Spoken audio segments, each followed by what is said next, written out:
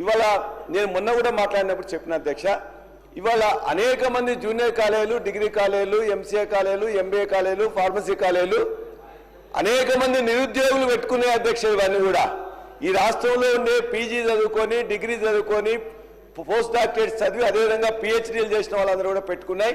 వాళ్ళు కిరాయికి తీసుకున్న కాలేజీలు కూడా చాలా ఉన్నాయి.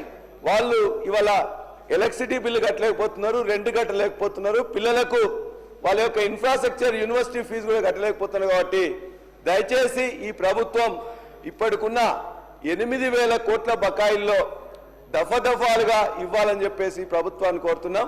ఇదే విధంగా ఉన్నట్లయితే మొత్తం గ్రామీణ ప్రాంతాల్లో ఉండే జూనియర్ కాలేజీలు కానీ, డిగ్రీ కాలేజీలు కానీ సగం పైన ఈ సంవత్సరమే క్లోజ్ అవుతాయి.